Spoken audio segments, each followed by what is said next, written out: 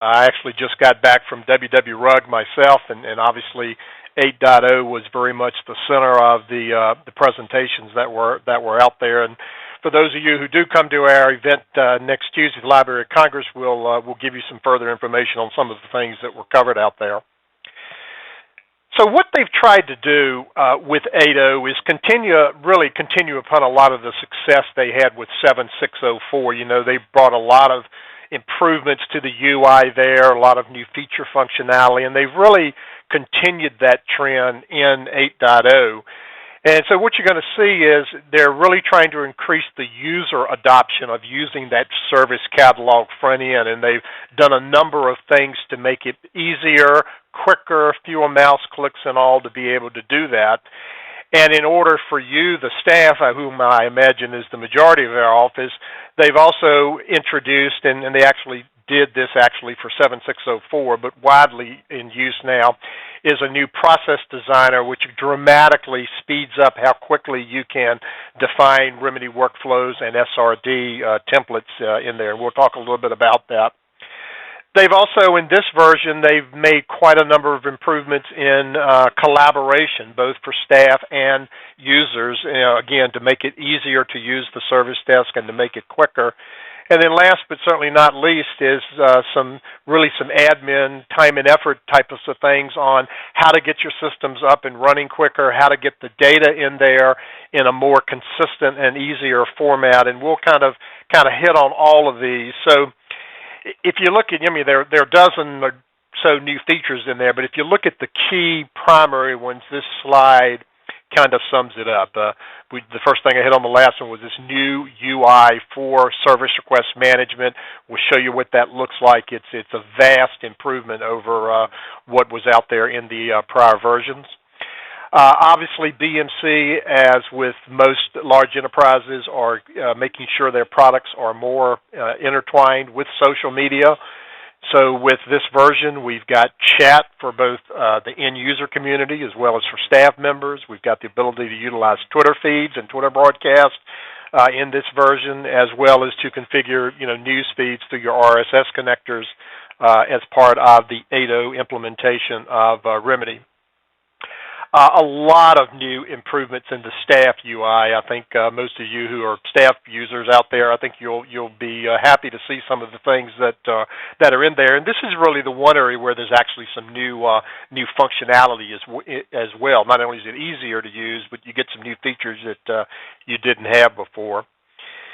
And then something that was introduced in 7.604 back during the summer, but is really now fully developed with 8.0 is this new process designer, which you're going to see is going to dramatically improve and increase the efficiencies of doing automated workflows and fulfillment processes with a drag and drop tool as opposed to a lot of the old way of doing things. UDM is a new approach. You mentioned on the prior slide about we're going to be able to get the data, especially like your foundation data and your people data, into Remedy a lot easier and a lot quicker now. And this data model is what's going to allow us to do that using a new tool that works very, very well with Remedy. And then a limited number of you may be interested in knowing about this new hub and spoke option that is available in 8.0, and I'll talk a little bit about that more at the end. So if we look at the new UI for service request management, basically what they're trying to do is have fewer screens that come up for the user to have to work with, which obviously then would result in fewer clicks. There's going to be a consistency as to what the screens look like when you're in service request management.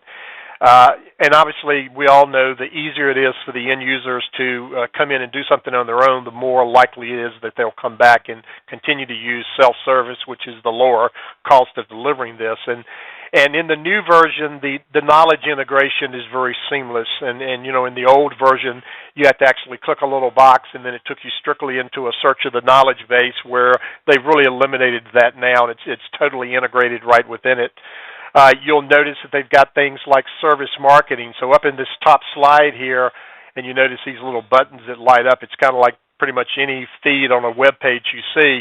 They may be scrolling different things they want to bring to the user's attention, and they can do that up in this marketing section up here to make sure you're aware of new catalog offerings or just any kind of messaging that you need to do. We also have the new links page where you could configure for those end users various spots where they might link to other parts of your organization. And, of course, the end user, as they started doing in 7604, can build their own favorites list and that type of thing.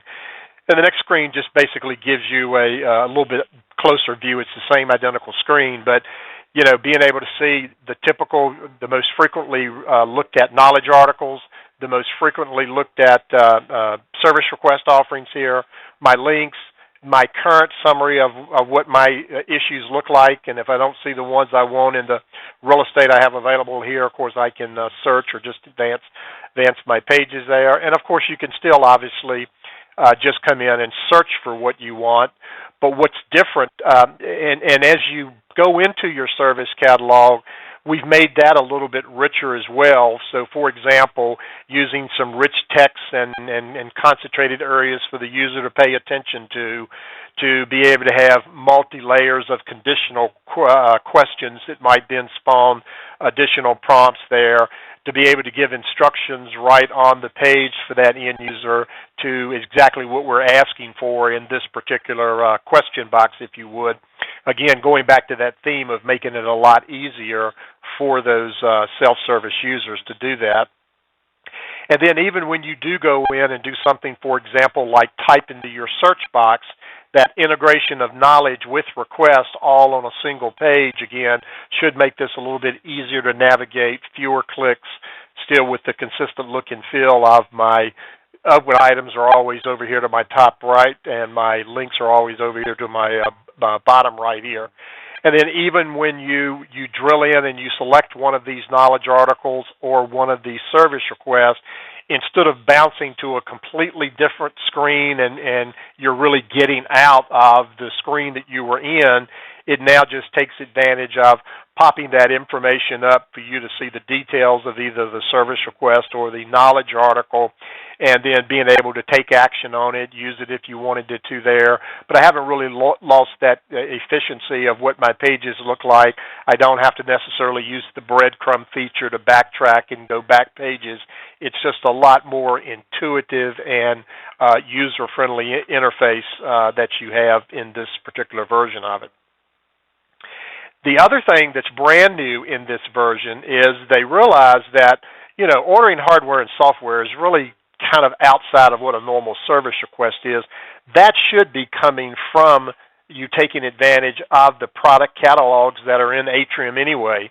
So what they basically did is they pre-built request front ends to, still in SRM, but to be able to pull up your product catalog based on what it is that you're looking for, and then being able to bring that information into play there, to be able to give them good graphics back and associated costs that would be with that information.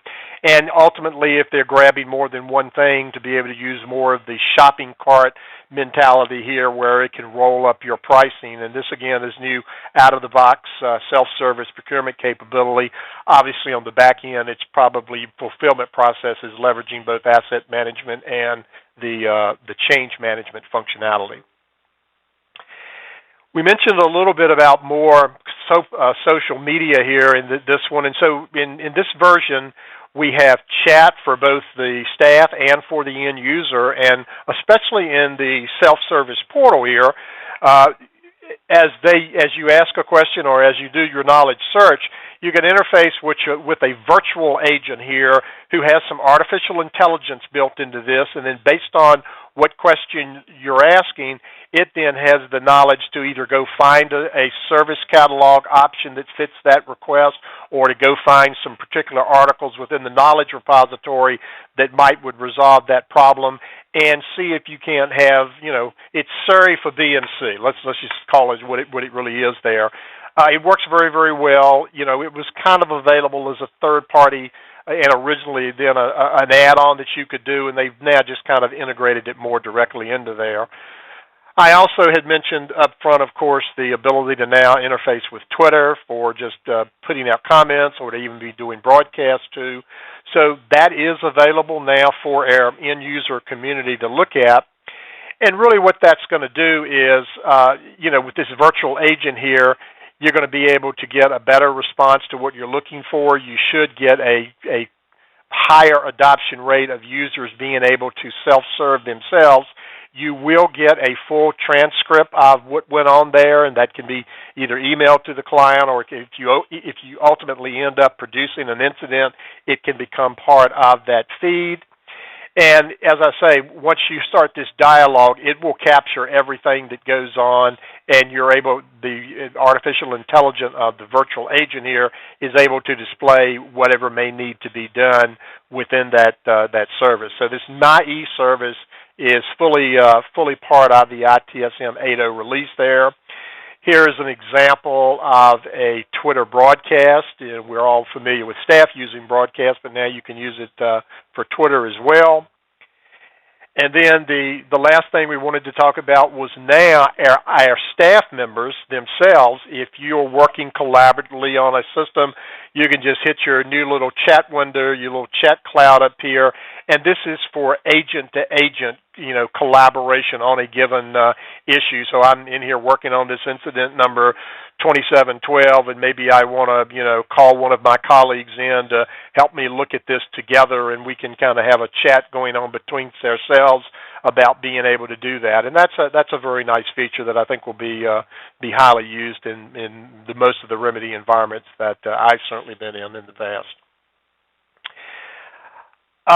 Mobility, obviously, we're talking about social media, so it's everything mobility-wise, and they continue to enhance that. This is not necessarily brand new to 8, but really was introduced in 7.604, that ability to have these next-gen mobile apps.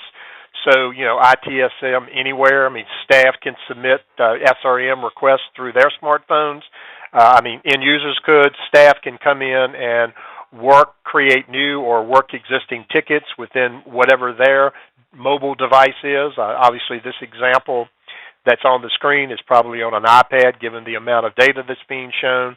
And that will continue to be improved and enhanced upon over time. And some of you may have seen over the BMC's website over the last couple of days a new feature they're introducing called, My IT, which is really just an expansion of really what you're doing here. So stay tuned on that. We'll probably have a webinar on that soon.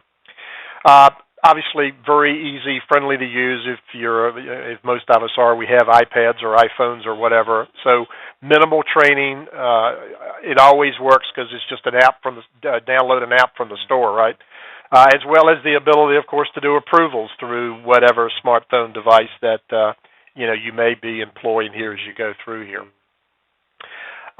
Approvals, a lot crisper screen, the ability to do the approve, reject right from there, so you're going to get your faster turnaround there. If you need to search, if you are somebody who has lots of approvals to do, they've added search filtering to be able to go in there, as well as doing multi-approvals all in one swipe by just highlighting several approvals and saying update once. Again, just trying to make it more easily accessible and quicker to do the work through the system there.